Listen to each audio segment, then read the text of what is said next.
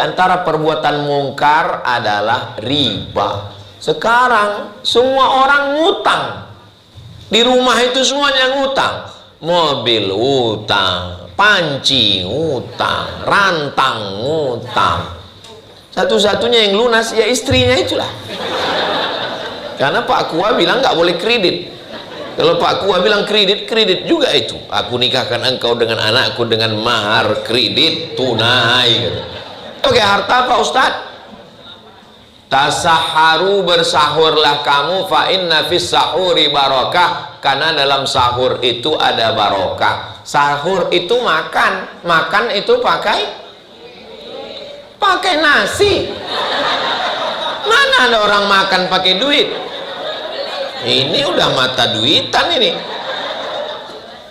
Buka puasa yang paling afdal adalah man fattara shaiman, siapa yang memberikan buka puasa kepada orang yang berpuasa seperti mendapatkan pahala seperti orang yang berpuasa. Makanya kalau buka puasa jangan sendirian, belikan orang banyak. Ngasih buka puasa kepada orang banyak pakai duit. Salat, zakat, puasa, haji lah ibadah yang paling banyak pakai duit. Berangkat ke Makkah pakai pesawat. Amin ya rabbal alamin. Pertama yang mau saya jelaskan tentang masalah harta dalam Islam. Sebelum Islam datang, masalah harta ini manusia terbagi dua. Satu kelompok ekstrim kanan, Eka. Satu kelompok ekstrim kiri, Eki. Namanya Eka dan Eki. Menurut ekstrim kanan, harta ini hanya melalaikan kepada Tuhan.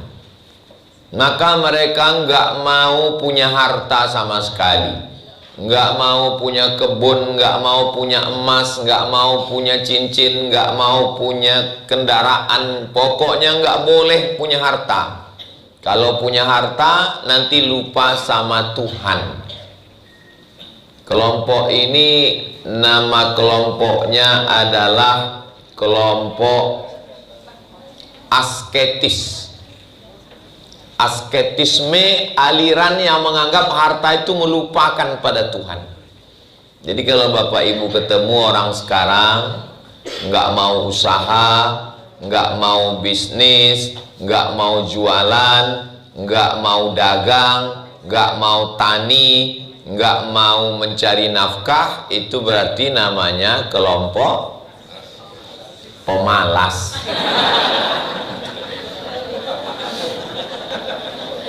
Ini kelompok kanan. Yang satu lagi kelompok kiri. Kelompok kiri ini merupakan lawan dari kelompok kanan. Mereka mencari harta, menghalalkan segala cara, yang penting dapat tanah orang tanah dia, kebun orang kebun dia, bini orang saya nggak ada ngomong begitu. Ini kelompok ini adalah ekstrim kiri, hantam krono, riba sude, bantai saja, yang penting kaya raya. Mau korupsi, mau riba, mau haram, semuanya halal, yang penting kaya. Lalu datang Islam. Kira-kira Islam ini condongnya ke Eka atau ke Eki? Eko. Bagaimana Islam memandang harta? Harta boleh dicari, tapi keluarkan yang wajib, namanya zakat. Kalau kebetulan berlebih, keluarkan namanya infak. Berlebih lagi, keluarkan namanya wakaf. Kalau kebetulan zakat nggak bisa, infak nggak bisa, wakaf nggak bisa, maka berilah sodakoh. Sodakoh itu paling ringan. Tabassumuka fi wajhi akhika sodakoh. Senyummu ke wajah saudaramu sodakoh. Itu kalau ada orang senyum ke kita, itu karena dia nggak bisa ngasih duit. Yang paling ramah di dunia ini senyum orang Indonesia. Yang paling nggak bisa senyum di dunia orang Rusia. Orang Rusia itu wajahnya kotak. Makanya mereka heran mau belajar senyum ke Indonesia. Di Indonesia 5 kali kita lihat wajahnya 5 kali senyum. Asal jumpa. Paling nggak enak kalau nggak senyum. Yang mengajarkan senyum Nabi Muhammad, tapi orang Arab datang ke Indonesia untuk belajar senyum. Ramadan di Pekanbaru ada imam dari Palestina hafal Quran 30 juz, kami bawa keliling masjid. Malam terakhir kami minta kesan pesan. Syekh, apa kesan Anda selama di Indonesia? Kata dia, saya di sini belajar senyum. Sejak itu dia setiap ketemu orang senyum. Nah, jadi kenapa wajah orang Indonesia? Makanya tadi saya pancing pertama itu dengan pantun. Saya mau ngelihat ini wajah bisa senyum apa enggak. Ternyata begitu saya pantun, padahal pantunannya tentang banyak tagihan. Saya lihat senyumnya lepas. Dari senyumnya kelihatannya ini adalah orang-orang yang nggak punya masalah dan nggak punya utang. Mudah-mudahan yang banyak utang segera lunas utang. Banyak juga.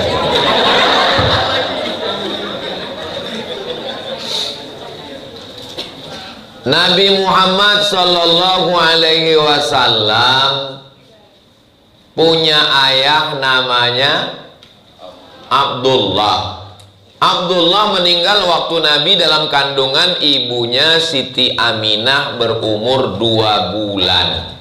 Pertanyaannya, waktu itu Abdullah meninggal lagi kemana? Lagi pergi. Kalau saya nanya, ibu bapak nggak usah stres, nggak usah galau, karena saya kalau ceramah saya tanya itu saya jawab sendiri. Berapa umur Nabi Muhammad SAW dalam kandungan waktu ibunya mengandung? 2 bulan. Di mana bapaknya meninggal? Lagi pergi. Pergi ngapain? Pergi dagang, jualan, bisnis. Karena ayahnya namanya Abdullah adalah seorang pebisnis. Nabi Muhammad punya ayah Abdullah. Abdullah punya ayah namanya Abdul Muttalib. Abdul Muttalib lah yang megang kunci Ka'bah waktu datang tentara Abrahah. Alam tara kaifa fa'ala rabbuka bi ashabil fil. Kenapa dia bisa megang kunci Ka'bah? Karena dia orang paling kaya di Makkah yang ngurus jamaah haji tiap tahun, minumnya, makannya, termasuk pelayanan Ka'bah. Kenapa dia kaya? Karena dia juga bisnis usaha dagang. Abdullah Abdul Muttalib, nama ayahnya Hashim, nama ayahnya Abdi Manaf, nama ayahnya Qusay. Qusay ini juga orang kaya. Dialah yang membangun rumah besar parlemen pertemuan kepala-kepala suku di Makkah, namanya Darun Nadwah. Dar rumah, Nadwah pertemuan. Kalau sekarang kantor DPR-nya itu yang bangun kakek Nabi yang kelima, Abdullah Abdul Muttalib, Hashim, Abdi Manaf, Qusay. Tolong ingat baik-baik, ini akan keluar dalam UAS, ujian akhir semester. Jadi kenapa Nabi Muhammad itu berdagang, berniaga? Logis, karena ada darah bisnis dari Abdullah Abdul Muttalib, Hashim, Abdi Manaf, Qusay. Ketika turun ayat mengharamkan riba, ya ayyuhalladzina amanu, hai orang beriman, la ta'kulur riba, jangan kamu makan riba at'afa mudha'afah, berlipat-lipat. Riba yang pertama yang diharamkan Nabi adalah riba Abbas. Siapakah Abbas? Nama ayah Nabi Abdullah, punya saudara kandung namanya Abbas. Saudara kandungnya satu lagi namanya Abdul Uzza, nama kerennya Abu Lahab. Saudara kandungnya lagi namanya Hamzah yang meninggal di perang Uhud. Saudara kandungnya lagi namanya pokoknya 10 orang laki-laki. Tapi yang berurusan dengan kredit adalah Abbas. Maka riba Abbas lah yang pertama diharamkan. Pamannya kredit, ayahnya, kakeknya, buyutnya, moyangnya bisnismen. Maka darah itu ada dalam diri Nabi Muhammad Sallallahu Alaihi Wasallam. Nah, bagaimana Nabi ketemu dengan istrinya? Namanya Khadijah. Khadijah perempuan kaya, wanita karir, businesswoman, tapi dia nggak pernah pergi. Dia hanya di Makkah. Barang-barang milik Khadijah dibawa orang pergi, nanti pulang hitung, namanya mudharabah, bagi hasil. Itulah yang ada dalam Al-Quran. Bapak Ibu semua hafal ayatnya. Li'ilafi Quraisy ilafihim rihlatasyita was-shaif. Makkah di tengah, syita musim dingin, mereka pergi ke Yaman. Shaif musim panas, mereka pergi ke Syam. Jadi perjalanannya Yaman Syam, Yaman Syam. Berapa negara itu sekarang? Yaman, Mekah, Saudi Arabia, Syam 4 negara, Suriah, Lebanon, Yordania, Palestina. Semoga Allah menolong saudara kita di Palestina. Yaman, Saudi Arabia, Suriah, Lebanon, Yordania, Palestina. Jadi Abu Jahal, Abu Lahab, Abu Sufyan adalah bisnismen 6 negara ekspor impor. Jadi bukan jual duku antar kecamatan. Mereka ini semuanya pebisnis yang bawa barang dagangan musim panas, musim dingin. Nanti pada musim haji, musim panas, musim dingin, musim haji. Musim haji baru ngumpul semuanya di Makkah, bawa barang dagangan dari Makkah ke Arafah, ke Muzdalifah, ke Mina. Itu semuanya ngumpul, bisnis, dagang, tawaf, sa'i, wukuf, mabit, sambil jualan, perdagangan, bisnis. Makanya kalau ada orang pergi ke Makkah bawa barang dagangan, iya boleh. Kenapa? Karena memang haji itu sebetulnya sesuai dengan doanya dari rukun Yamani ke Hajar Aswad. Rabbana atina fid dunya hasanah wa fil akhirati hasanah wa qina. Gimana mau akhiratnya hasanah kalau dunianya morat-marit? Semua ibadah dalam Islam ini pakai harta, pakai duit. Rukun Islam ada 5. Yang pertama syahadat, yang kedua sholat. Sholat pakai duit. Mana ada sholat pakai duit Pak Ustadz? Sholat tidak sah kalau tidak menutup aurat. Laki-laki aurat paling minim tertutup lutut sampai pusat, ditutup pakai kain. Kainnya terbuat dari kapas, menjadi benang-benang ditenun menjadi kain, dibeli pakai uang. Maka menutup aurat syarat sah sholat. Tidak sah sholat kalau tidak menutup aurat. Maka mencari uang untuk beli kain hukumnya wajib. Mana ada orang sholat nggak nutup aurat? Sholat, habis sholat zakat, zakat juga pakai uang. Zakat baru wajib kalau punya emas 85 gram. Kenapa emas? Hah? Kok ada suara saya lagi? Kenapa 85 gram? 85 gram itu angkanya dari uang zaman Nabi, namanya koin logam dinar. Satu kepingnya beratnya 4,25 gram, 4,25 gram, 4,25 gram. Kata Nabi, siapa yang punya 20 keping kena zakat 2,5%. 4,25 gram kali 20 keping sama dengan 85 gram. Kalau dilihat dari raut wajah Bapak Ibu, ini minimal tabungannya 100 juta ini kalau dilihat. Dari bunyi aminnya macam kurang yakin gitu. Berarti kalau tabungannya 100 juta, simpanannya zakatnya 2,5%, berarti zakatnya 2,5 juta kali berapa tadi Pak Ketua? Customer kita semuanya 7.000 sajalah, yang 200 kita anggaplah dia free. 2.500.000 kali 7.000 berapa Ketua? Wakeh lah pokoknya. 2.500.000 kali 1.000 2,5 miliar. 2.500.000 kali 1.000 aja peserta kita yang bayar zakat 2,5 miliar, baru 1.000. Kita semua 7.000. Berapa miliar itu dari sejahtera mandiri syariah. Jadi kalau ada orang mengatakan Islam ini tidak mementingkan harta, sholat pakai harta, zakat pakai harta, puasa nggak pakai harta Pak Ustadz. Tasaharu, bersahurlah kamu, fa inna fis sahuri barokah, karena dalam sahur itu ada barokah. Sahur itu makan itu pakai nasi. Mana ada orang makan pakai duit? Ini udah mata duitan ini.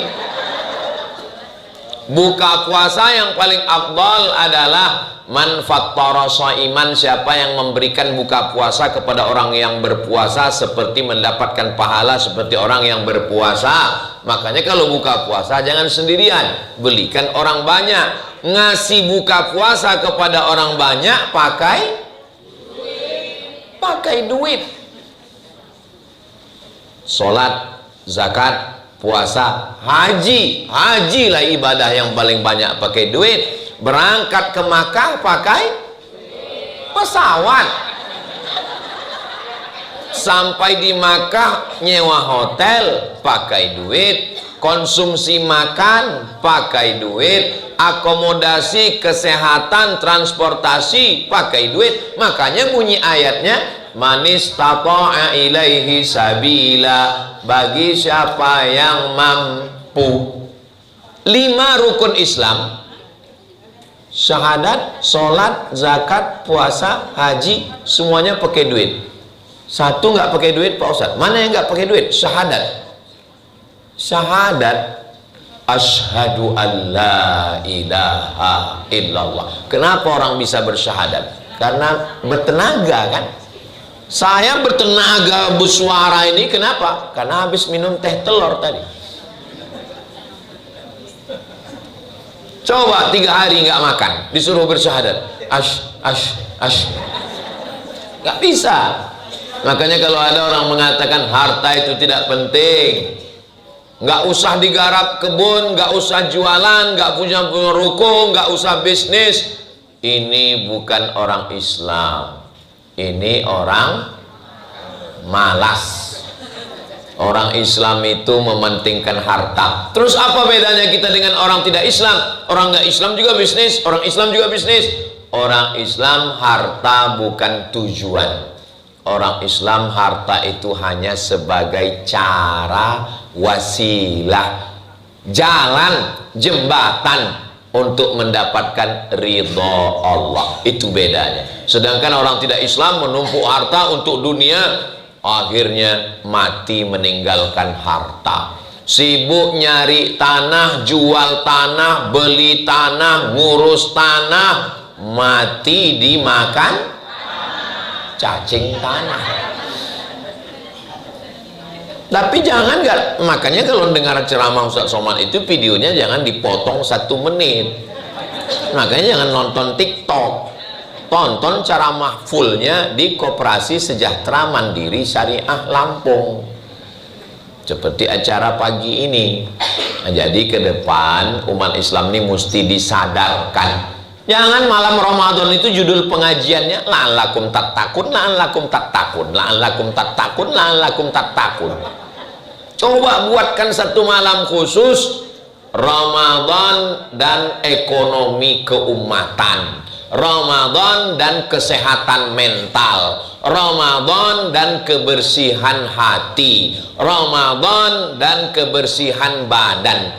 Sehingga 30 malam ada maknanya. Salah satu narasumbernya diundang dari Sejahtera Mandiri. Hebat namanya ini, Sejahtera. Banyak orang sejahtera tapi nggak mandiri, dan banyak orang mandiri tapi nggak sejahtera. Nah, di sini orangnya sejahtera mandiri. Banyak orang sejahtera mandiri tapi konvensional, riba. Dia 3, sejahtera mandiri syariah. Saya mau datang ya karena syariah ini. Ustadz Somad ngomong aja. Kemarin kami lihat video Ustadz, banyak ceramah Ustadz di bank konvensional. Video saya yang ceramah di bank-bank konvensional itu biasanya wal awwalu wal akhiru. Itu undangan pertama dan terakhir. Setelah saya ceramah nggak diundang lagi. Karena saya ceramah di situ ceritanya tentang bahaya riba.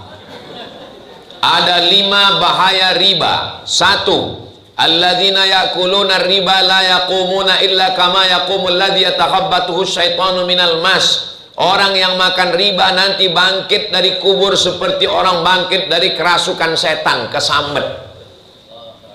Orang yang makan riba berarti dia ngajak perang, fa'dzanu biharbim minallah. Berarti dia ngajak perang dengan Allah. Sanggup perang dengan Allah? Dengan Donald Bebe aja takut, Donald Trump.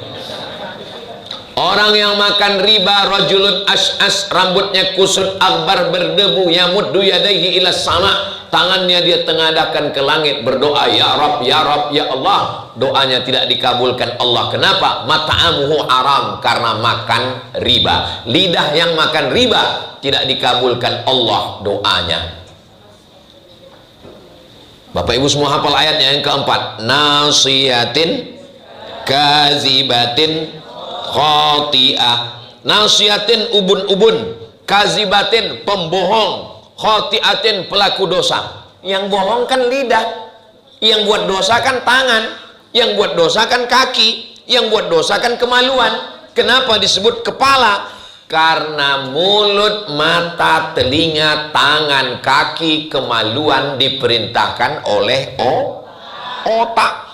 Otaknya kena riba. Dari mana riba datang? Dari makanan.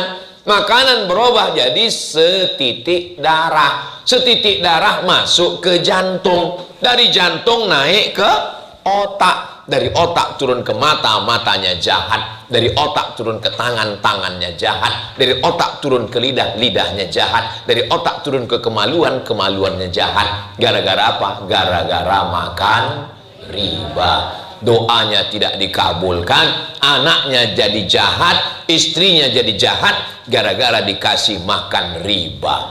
Itulah ceramah saya kalau di bank konvensional. Makanya nggak diundang lagi. Saya kalau diundang ke bank konvensional, dikasih air minum, nggak saya minum.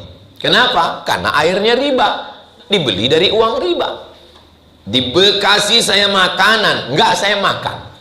Oh, pantasan tadi Ustadz di sini nggak minum dan nggak makan. Di sini kan syariah. Terus kenapa Ustadz nggak makan? Oh, nggak dipersilahkan. Bukan begitu. Sudah, itu hanya sekedar untuk menenangkan perasaan Bapak Ibu aja. Saya dikasih kue kotak, enggak saya makan. Diajak makan, saya nggak mau. Dikasih duit, saya ambil. Loh, kok Ustadz ambil? Duitnya diserahkan ke masolih amah, kepentingan umum, untuk bangun WC, untuk toilet, untuk kelas, untuk posyandu. Nggak boleh dipakai untuk makan, nggak boleh dipakai untuk pakaian, nggak boleh dikasihkan ke anak-anak, tapi untuk masolih kepentingan umum. Makanya kalau ada bapak ibu yang nyimpan uang, mana tahu tabungan lama yang ada ribanya, jangan belikan makanan, jangan belikan pakaian, jangan belikan kendaraan, serahkan ke lembaga kepentingan umum. Pergi ke kiai, ke pondok, suruh untuk bangun pondok, WC, kelas, asrama, boleh. Tapi kalau ngasih uang riba, kasih aja. Jangan, mohon maaf Pak Kiai, ini beberapa uang haram mau saya serahkan.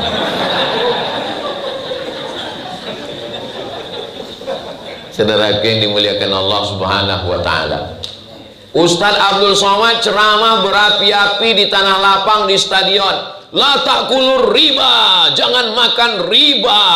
Jamaah pun di tanah lapang menangis waktu berdoa, ya Allah, selamatkan kami dari riba. Begitu dia pulang ke rumah, besok dia mau buka usaha, langsung rentenir datang ke rumah dia. Anda mau bisnis, hubungi kami. Ustadz Somad sudah ceramah, pulang.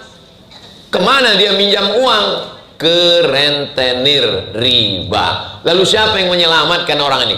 Nggak selesai dengan ceramah, nggak selesai dengan khutbah, nggak selesai dengan tablik akbar. Menyelesaikan masalah rentenir ini dengan Koperasi Sejahtera Mandiri Syariah. Sudah 7.200 orang terselamatkan. Hubungi nomor kontak berikut. Ini yang saya omongin ini betul apa salah? Ini bukan basa-basi guys. Saya tidak mau hanya 7.200 orang yang terselamatkan dari riba. Kira-kira 7.200 orang itu banyak atau enggak banyak? Tergantung kita membandingkannya dengan mana. Kalau dibandingkan dengan pertama kali Sejahtera Mandiri Syariah waktu dulu pertama berdiri, 7.200 itu memang banyak. Tapi kalau dibandingkan penduduk Provinsi Lampung yang 9 juta orang, 7.200 itu masih sedikit. Maka Koperasi Sejahtera Mandiri Syariah mesti berdiri di setiap kabupaten kota di provinsi Lampung. Mesti berdiri di setiap provinsi dari Sabang sampai Papua. Bisa atau nggak bisa? Dari bunyinya nggak yakin. Semua mesti berawal dari langkah kecil. Anak kecil berjalan apa langsung lari maraton? Ada anak ibu yang lahir langsung lari? Nggak ada. Merangkak, telungkup, berjalan, tertatih, jatuh mesti. Saya support lillahi ta'ala. Kenapa? Karena saya tak mampu menyelamatkan saudara-saudara kita yang terjerat rentenir lintah darat. Semua yang di air itu kalau sudah naik ke darat jahat semua. Lintah darat. Satu lagi buaya darat. Makanya cara menyelamatkannya adalah dengan Koperasi Sejahtera Mandiri Syariah. Ustaz kok Ustaz ulang-ulang? Dia memang setiap 5 menit harus disebut. Kalau Koperasi Mandiri Syariah, Sejahtera Mandiri Syariah ini berkembang pesat, saya dapat amal jariah, sudah menyelamatkan anak bangsa dari riba, selamat dari makan haram, selamat dari rentenir, selamat dari perbuatan riba. Nih jangan main-main. Kalau riba dan zina sudah merata di suatu negeri, maka halallah Allah menjatuhkan hukuman kepada mereka. Kenapa ada orang yang sholat, ada yang puasa sunat, ada tuan guru, ada habib, ada kiai, tapi musibah tetap datang? Gara-gara riba merajalela. La ta'murunna bil ma'ruf, ajak orang berbuat baik. Wala tanhaunna 'anil munkar, larang orang berbuat mungkar. Di antara perbuatan mungkar adalah riba. Sekarang semua orang ngutang. Di rumah itu semuanya ngutang. Mobil utang, panci ngutang, rantang ngutang. Satu-satunya yang lunas ya istrinya itulah. Karena Pak Kua bilang nggak boleh kredit. Kalau Pak Kua bilang kredit, kredit juga itu. Aku nikahkan engkau dengan anakku dengan mahar kredit tunai gitu. Tapi karena Pak Kua bilang mesti tunai, 3 hari yang lalu, Ustaz Somad, iya, ini saya beli motor secara kredit enggak cash, boleh enggak Pak Ustaz? Saya bilang zaman Nabi ada sahabat membeli budak, dia cicil selama 9 tahun, dicicil pakai gandum, tidak cash, dicicilnya budak itu selama 9 tahun baru lunas. Itulah dalilnya jual beli pakai kredit itu boleh karena sudah terjadi pada zaman Nabi. Lalu kenapa sekarang ada yang bilang haram Pak Ustadz? Saya mau beli motor ke Bang Pane. Bang Pane, saya ini nanti mau Idul Fitri pulang ke kampung, malulah kalau nggak pakai motor, mau gaya ke tetangga. Maka saya beli motornya, saya cicil ya. Ya, ini saya lunasi insya Allah setahun, 2027 nanti lunas. Ya, maka jual belinya sah. Saya kasih uang, Bang Pane kasih barang. Uang dengan barang sah. Lalu kenapa ada yang bilang kredit itu haram? Kenapa ada yang bilang kredit itu riba? Karena akadnya bukan uang dengan barang, tapi uang dengan uang. Uang dengan uang itulah maka dia haram. Kan antara Ustadz dengan Bang Pane ada pihak ketiga, namanya jasa keuangan. Bahasa Inggrisnya finance, tulisannya finance. Finance artinya jasa keuangan. Mereka lah yang memberikan uang. Lalu kenapa kalau dengan Koperasi Sejahtera Mandiri Syariah kok enggak riba? Nih, begini ceritanya. Ini masih fokus.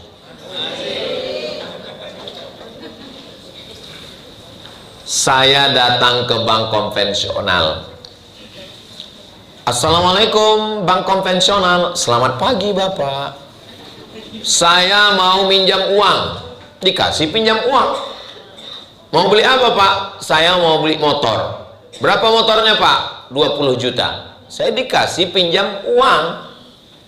Uangnya saya belikan ke motor cash. Tapi saya cicil tiap bulan. Maka akadnya adalah uang dengan uang. Pinjam uang. Itulah maka dia riba. Saya langsung datang ke showroom. Saya bilang sama orang showroom, saya mau beli motor. Bapak punya uang cash? Saya nggak punya. Kalau gitu Bapak cicil ya? Iya, saya cicil. Tapi kami nggak yakin ngelihat penampilan Bapak. Kelihatannya Bapak nanti pokoknya. Jadi gimana supaya bisa saya dapat motor, supaya pulang kampung Idul Fitri ini punya motor?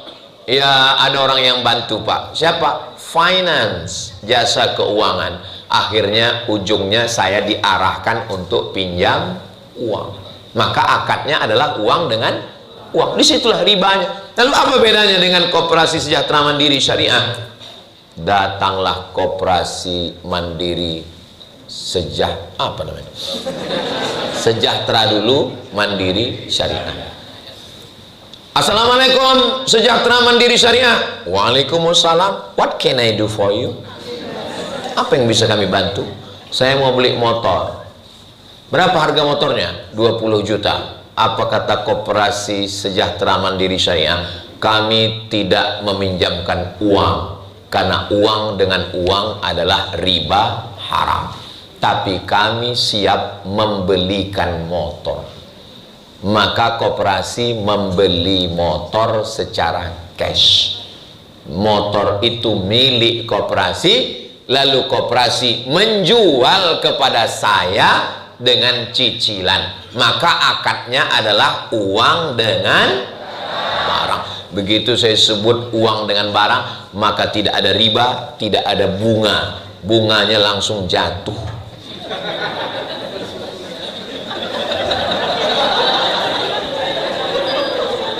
Jelas?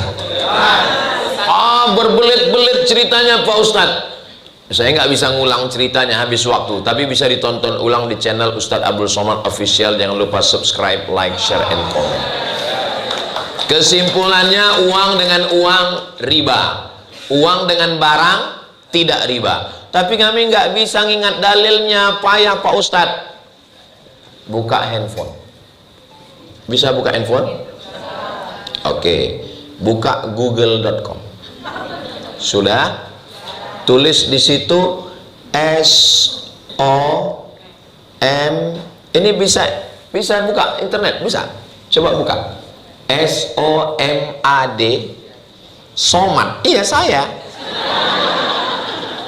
SOMAD tulis. Habis itu jangan ada spasi, langsung MOROCCO. MOROCCO. Udah, spasi, lalu tulis kredit. Nggak bisa. Apa perlu saya turun ke sana? Udah, tulis kredit. Langsung ada tulisan tentang transaksi uang dengan barang. Nanti kalau Bapak Ibu ditanya orang susah jelaskan, kasih aja ini sama dia. Nggak paham juga dia, printkan, sumbatkan ke mulutnya. Setuju? Jangan. Main setuju aja jamaah. Nanti tolong share. Ini saya share ke Bang Pane, nanti Bang Pane share ke grup Mandiri Sejahtera Mandiri Syariah. Bang Khairul. Kadang dimasalahkan orang, alah, itu koperasi itu sama aja dengan bank. Karena dia nggak ngerti, nggak paham. Waktu Tuhan bagi-bagi otak, dia nggak hadir. Absen dia. Nggak ngerti dia. Uang dengan uang riba. Tapi uang dengan barang tidak.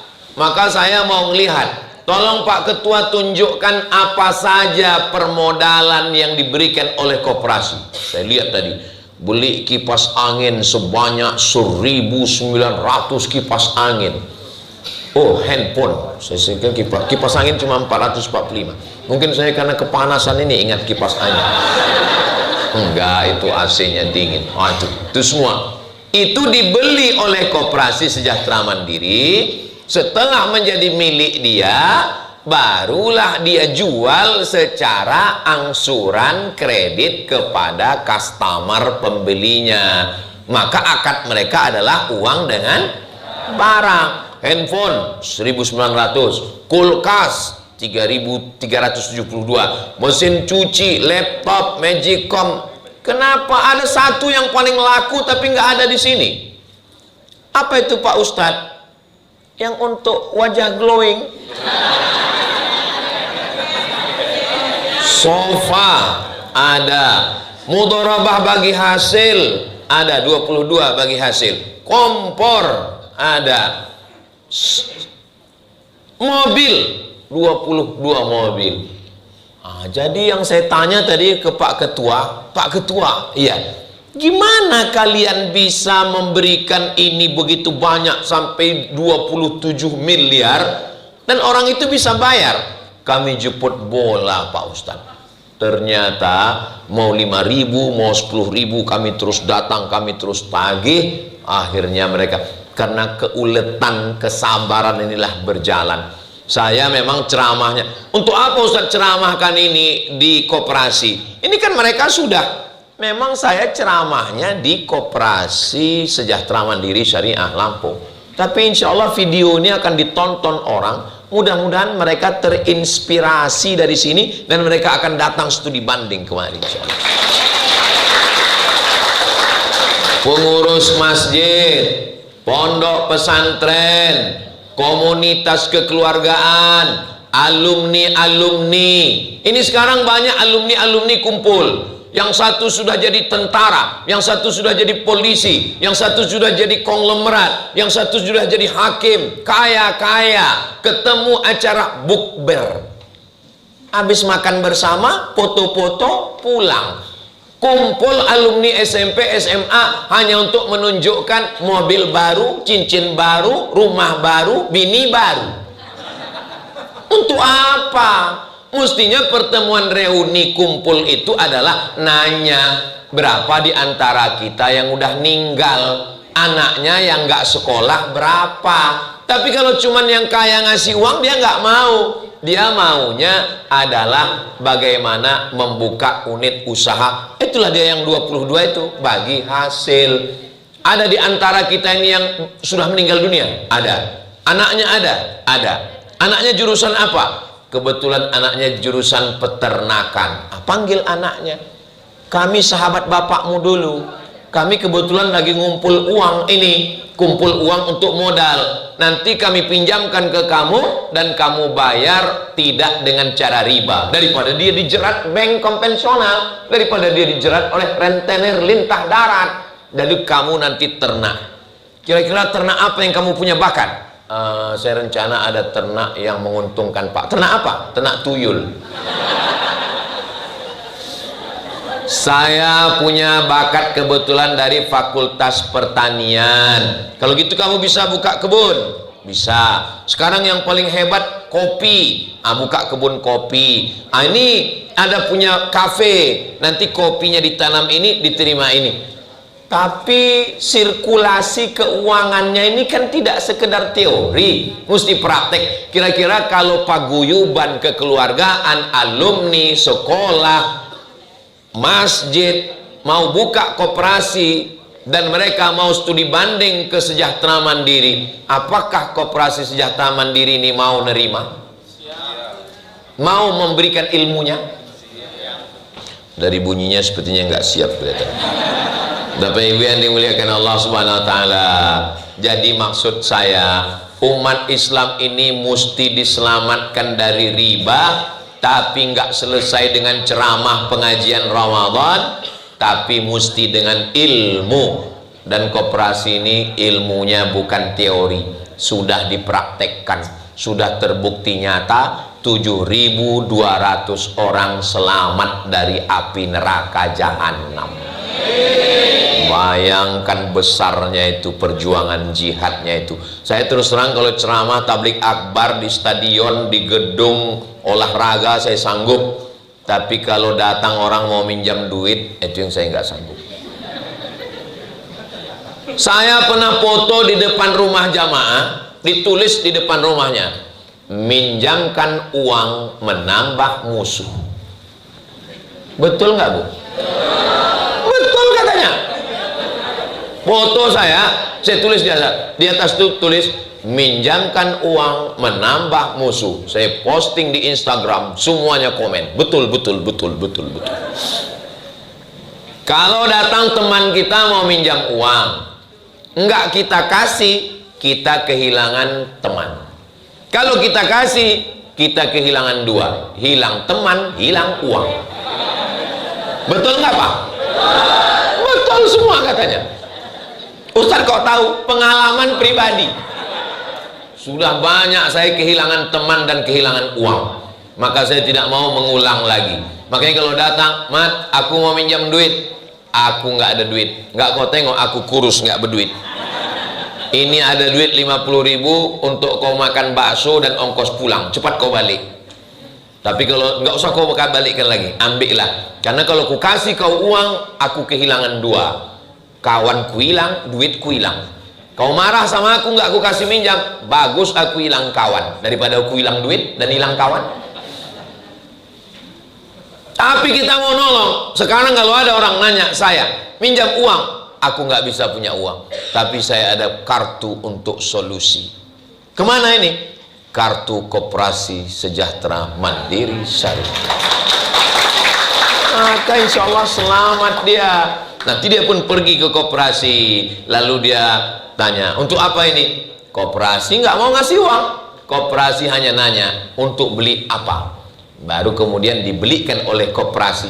Saya nggak mau beli apa-apa, tapi saya mau buka usaha. Itulah tadi yang ada 22 orang bagi hasil mudharabah. Apa bedanya kalau orang minjam uang dengan bagi hasil mudharabah? Misalnya saya orang kaya punya duit 1 miliar, amin. Saya pakai model rentenir riba. Ku kasih kau uang 100 juta, kau ternak bebek, ternak ayam, ternak puyuh, ternak angsa, ternak tupai, terserah. Yang penting aku nggak mau tahu uang ini mesti balik 120. Bulan depan ku tagih, tahun depan 2027 balikkan uang ini 120 juta. Berapa untung saya? 20 juta dari 100 yang saya pinjamkan. Itu namanya riba. Kalau bagi hasil nggak begitu. Kau punya usaha apa? Saya kebetulan punya usaha ternak puyuh, Pak Ustadz. Perlu modal berapa? Perlu modal 100. Ini kupinjamkan kau 100. Nanti tahun depan kalau untung, maka untungnya kita bagi, terserah. Mau 50-50, 70-30, 80-20, boleh sesuai kesepakatan. Oh, kalau gitu kita 50-50 lah Pak Ustadz, biar adil. Oke, aku yang punya uang, kau yang menyelenggarakan, kau yang berkeringat, tapi aku cemas karena duitku takut hilang. Maka kita bagi 50-50. Kau capek badan, aku capek hati. Maka kalau untung nanti 50 juta, kau balikkan 125. Ke engkau 25, aku dapat 25. Maka bedanya kalau di sini tadi, setelah saya kasih uang, saya nggak mau tahu sama dia. Yang penting uangku balik. Tapi kalau yang sini, setelah saya kasih uang 100, malamnya saya doakan dia, ya Allah, panjangkan umurnya ya Allah. Karena kalau dia mati, duitku hilang. Tengok. Saya pun pergi ke dinas peternakan. Assalamualaikum Bapak Kepala Dinas. Waalaikumsalam. Pak Kepala Dinas, ada yang pakar puyuh nggak? Loh, selama ini Ustaz nggak ada peduli sama puyuh. Soalnya kemarin uang saya pakaikan. Itu sangkar puyuh jatuh. Tolong Pak, pakar puyuh. Untuk apa? Penyuluhan tata kelola cara ternak puyuh. Tiba-tiba terdengar jam 1 malam suara guruh dan meledak petir di atas. Bam! Langsung saya terbangun. Terbayang saya, karena puyuh nggak boleh stres.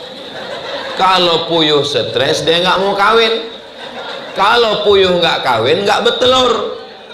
Puyuh mati. Makanya kalau ada orang nggak mau nikah, itu berarti kena sambar petir.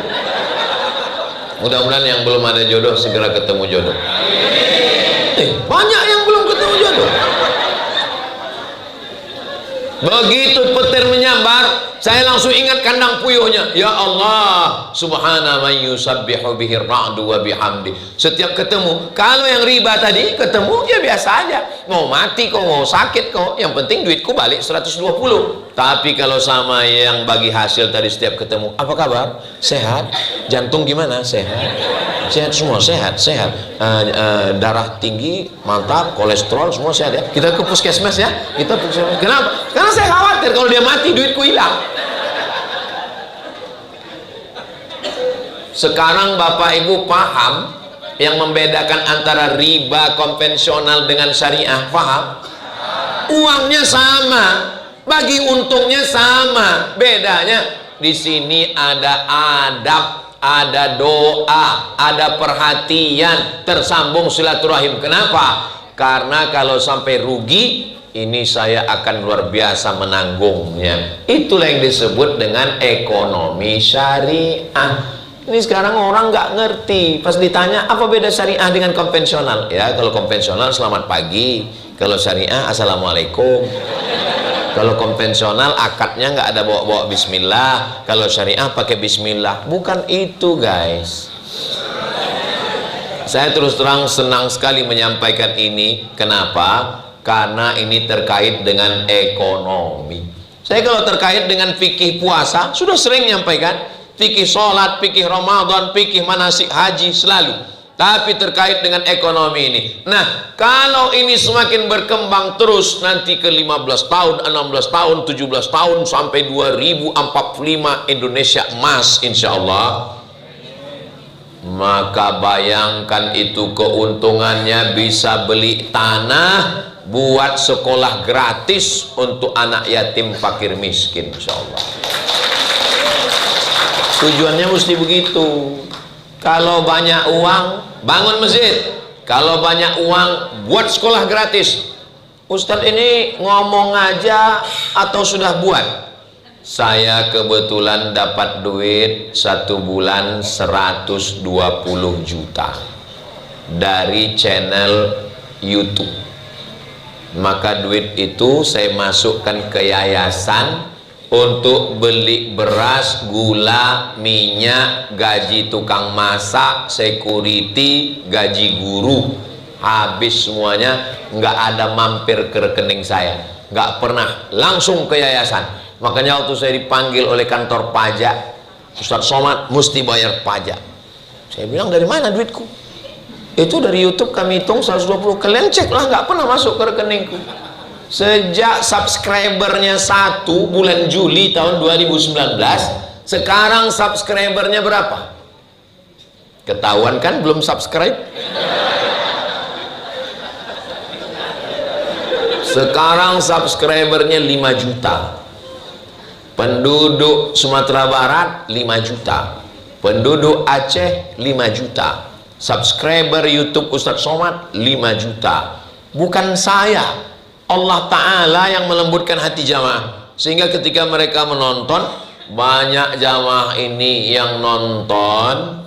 Kadang-kadang dia nonton saya, tapi sering saya nonton dia, karena dihidupkannya pas mau tidur. 5 menit dia habis itu saya ceramah sampai subuh. Tapi sesungguhnya duit penonton itu mengalir ke channel YouTube itu, dan itu semuanya dipakai 100% untuk sekolah gratis. SMP 25 orang, 25, 75, SMA 25, 25, 75. Kami menanggung 150 beasiswa anak-anak. Tapi kami tidak bilang ini anak terlantar, anak fakir, anak miskin, enggak. Karena kalau kita bilang begitu, down dia. Kau anak yatim yang sekolah gratis, langsung lemas dia. Kami mengatakan anak berprestasi, jadi bangkit dia. Kau dikasih beasiswa ini bukan karena kau susah, bukan karena kau miskin, tapi karena kau berprestasi, hafal Quran, baca kitab, punya life skill, maka kau dapat beasiswa. Jadi dia pede. Saya nggak pernah mengatakan mereka. Maka nanti Koperasi Sejahtera Mandiri Syariah, duitnya nanti bermiliar-miliar insya Allah. Maka dia akan beli tanah buat sekolah, mencetak TK Quran, SD Quran, SMP Quran, SMA Quran. Ini yang akan jadi polisi, tentara, insinyur, pengacara, bupati, gubernur, presiden Republik Indonesia masa depan insya Allah.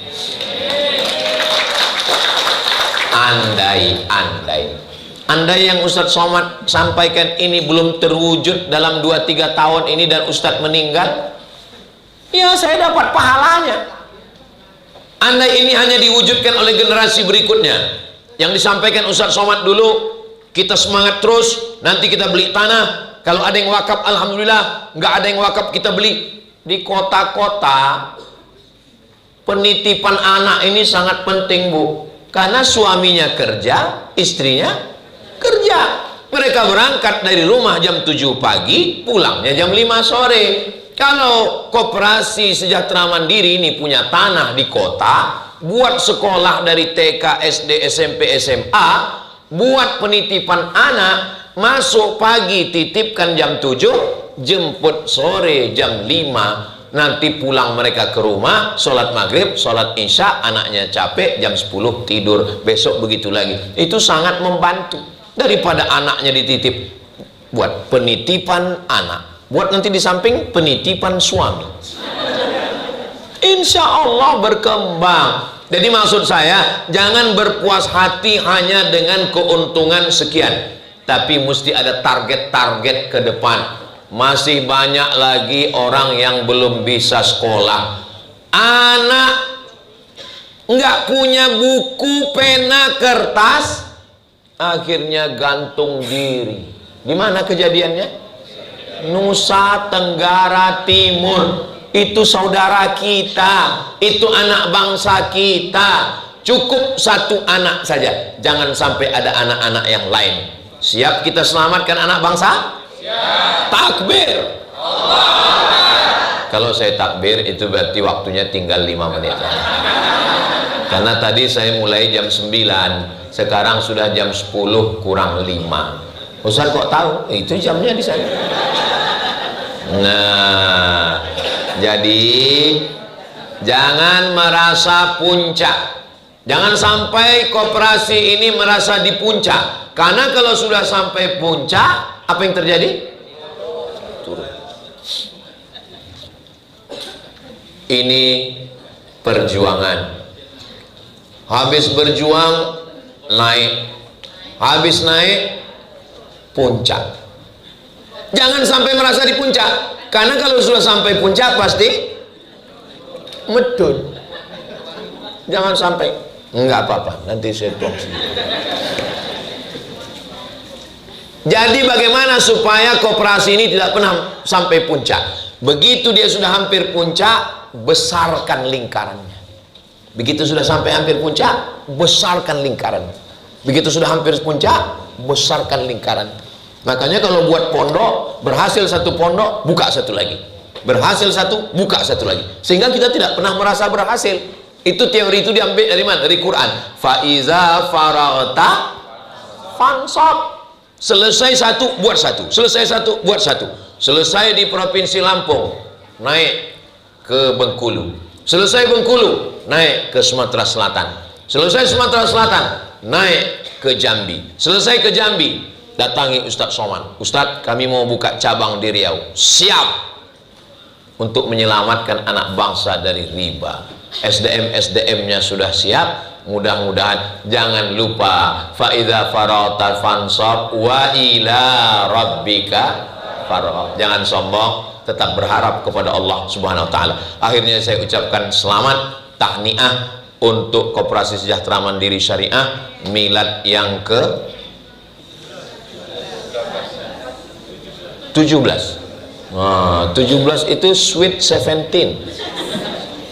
Mudah-mudahan berkembang terus sampai hari kiamat, insya Allah.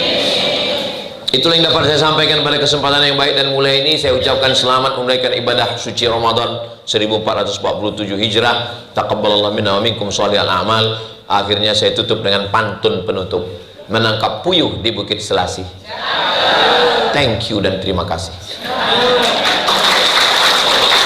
Ya, doa. Doa makan atau doa?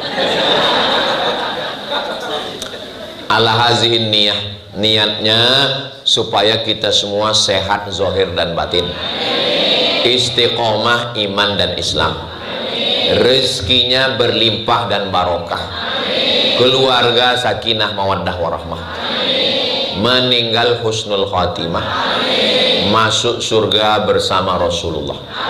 Ala hazihin niyah, untuk niat ini Al-Fatihah. A'udzubillahi minasyaitonirrajim. Bismillahirrahmanirrahim. Alhamdulillahirabbil alamin. Arrahmanirrahim. Maliki yaumiddin. Iyyaka na'budu wa iyyaka nasta'in. Ihdinas shiratal mustaqim. Shiratal ladzina an'amta 'alaihim ghairil maghdubi 'alaihim waladdallin. Amin.